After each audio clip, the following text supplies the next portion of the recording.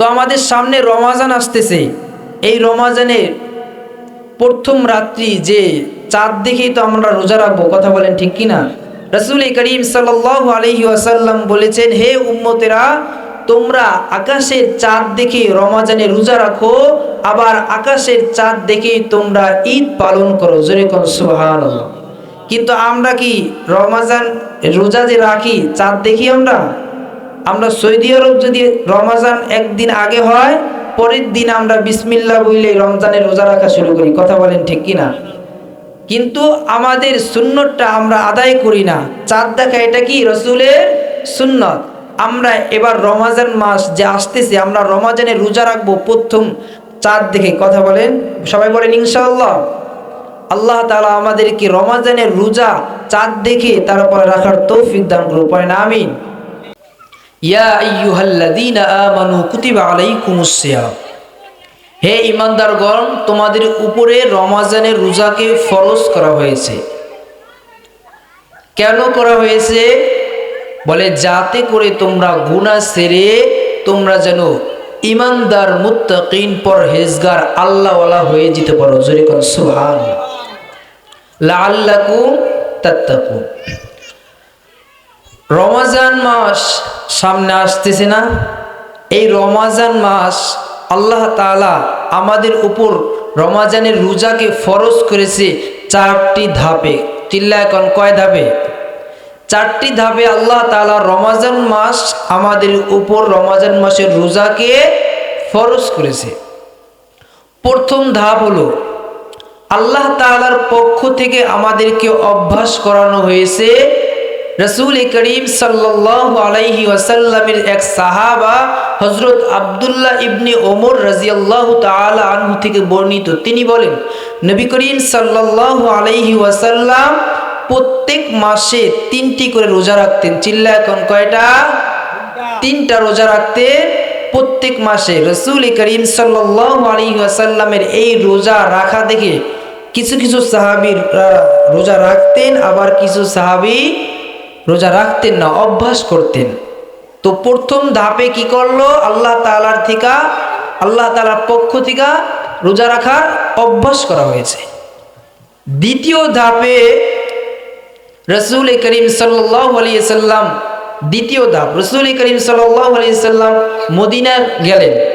মদিনায় গিয়ে দেখেন মুহররমের 10 তারিখে ইহুদিরা রোজা রাখতেছে।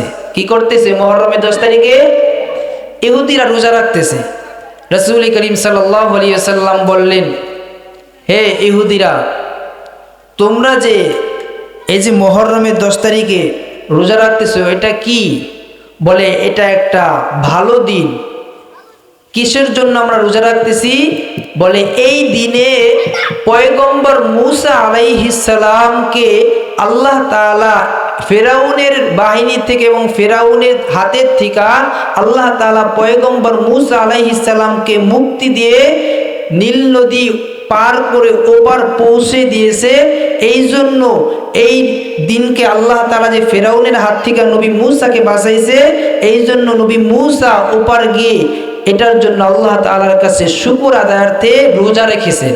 এই জন্য আমরাও মূসা নবীর অনুসরণ করে এই মুহররমের 10 তারিখে রোজা রাখতেছি।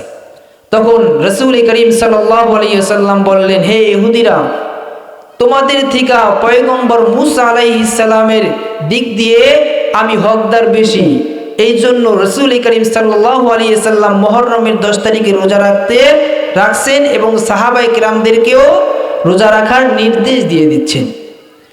তো দ্বিতীয় ধাপে রোজা রাখলেন রাসূল করিম সাল্লাল্লাহু আলাইহি ওয়াসাল্লাম এবং সাহাবায়ে কিরামদেরকেও রোজা রাখার নির্দেশ দিলেন। তৃতীয় ধাপে আল্লাহ তাআলা বলতেছেন, ইয়া আইয়ুহাল্লাযীনা আমানু কুতিবা আলাইকুমুস সিয়াম। হে ঈমানদারগণ, তোমাদের উপর রোজা ফরজ করা হয়েছে। আল্লাহ তাআলা রোজা ফরজ করা হয়েছে এই কথা বইলা আবার আল্লাহ তাআলা আরেকটি আয়াতে বলতেছে, ওয়া আলাল্লাযীনা ইউতীকুনাহু ফিদিয়াতুন তুআমু মিসকিন। যারা রোজা রাখতে পারবে না, অসুস্থ, তাদের টাকা পয়সা আছে, তারা যদি রোজা রাখতে না পারে, এই টাকা দিয়ে যদি ফিদিয়া দেওয়া যায় তাহলে তাদের রোজা হয়ে যাবে। এটা তৃতীয় ধাপে বলতেছে। তার মানে টাকাওয়ালাদের জন্য তৃতীয় ধাপে একটু ছাড় আছে। চতুর্থ ধাপে আল্লাহ তাআলা বলতেছে ফামান শাহিদা মিনকুমুশ শাহরা ফালইয়াসুম। আল্লাহ তাআলা চতুর্থ ধাপে বলতেছে এইবার গরিব ধনী, গরিব বুঝি না ধনী বুঝি না, বালেগ নারী পুরুষ যারা আছে সকলের উপর রমজানের রোজা রাখা ফরজ। এখন গরিব আর ধনী হইলে চলবে? এখন সবার উপরেই কি রমজানের রোজা ফরজ। তাহলে প্রথম ধাপে কি বুঝলাম? প্রথম ধাপে আল্লাহ তাআলার পক্ষ থেকে আমাদেরকে রোজা রাখার অভ্যাস করা হয়েছে। দ্বিতীয় ধাপে আল্লাহ তাআলা রসুলের মাধ্যমে আল্লাহ তাআলা রসুল মুহররমের 10 তারিখে রোজা রাখলেন এবং সাহাবায়ে কেরামদেরকে রাখার নির্দেশ দিলেন।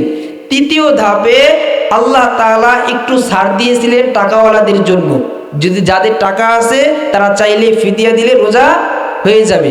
কিন্তু চতুর্থ ধাপে আল্লাহ তাআলা রমজানের রোজাকে ফরজ করা হয়েছে। প্রত্যেকটা নারী পুরুষ বালেগ প্রত্যেকের উপর রমজানের রোজা রাখা কি ফরজ। এখন টাকা থাকলেও রোজা কি টাকা দিয়া পারবে? ফিদিয়া দিলে হবে? হবে না।